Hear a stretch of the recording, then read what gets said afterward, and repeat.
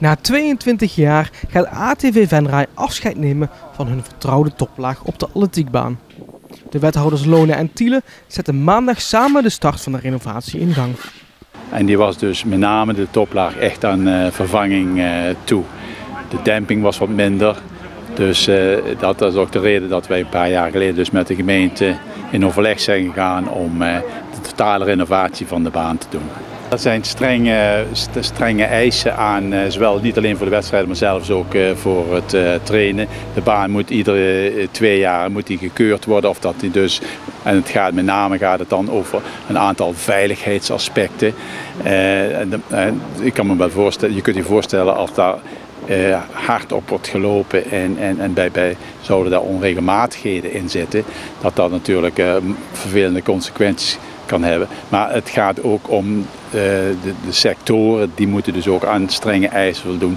Internationale Atletiek Federatie stelt een heleboel eisen.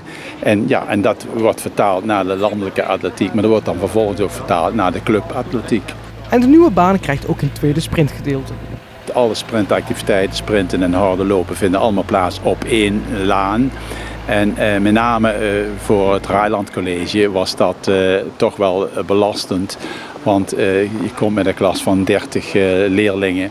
Ja, je kunt maar 30 mensen laten sprinten. Het grote gedeelte van de lestijd zouden ze dan gewoon stilstaan en niks kunnen doen. Nu kunnen wij dus die groep verdelen bijvoorbeeld in 2 en dan kunnen ze op 2 banen gaan sprinten, waardoor dus zo'n gymleraar meer inhoud kan geven aan een gymles. Ook met trainen hebben wij dan daardoor meer mogelijkheden.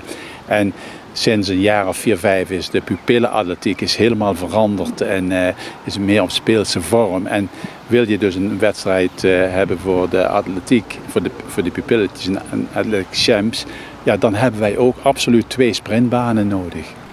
ATV Venray was blij, want beide wethouders tijd in hun agenda hadden vrijgemaakt. Wij zien daar toch in een stuk erkenning en waardering en belangstelling voor wat de atletiekvereniging doet. Want behalve natuurlijk, we hebben het dus nu over atletiek, maar we hebben daarnaast ook nog een triathlongroep. We hebben ook nog de wandelgroep en niet te vergeten, sinds een 1,5 jaar wordt ook voor leefstijlcoaches die dus mensen dus die dus wat aan hun gewicht willen doen. Ook hier krijgen ze wel theorie als ook praktijk. Ook hier wordt daarvoor geoefend. Dus het wordt op een breed terrein wordt het ingezet en daar zijn we ook wel erg blij mee.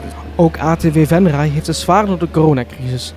Deze periode is namelijk het hoogseizoen voor de atletiekvereniging. Dus vanaf, je kunt zeggen vanaf eind maart komt er nauwelijks meer binnen, want alle wedstrijden zijn afgelast. Het clublokaal mocht niet gebruikt worden. Alle andere activiteiten, want het werd ook nog gebruikt voor een muziekgezelschap, werd ook gebruikt bijvoorbeeld, wat ik net zei, voor de leefstijlcoaches. Het kan allemaal dus niet. Dus het is dus een behoorlijke inkomstenderving die wij dus afgelopen maand. Maar dat geldt dus voor meerdere sportverenigingen. Kroijmans vermoedt dat de verbouwing zo'n 10 weken zal duren. Eind september zou de accommodatie gereed moeten zijn voor de heropening.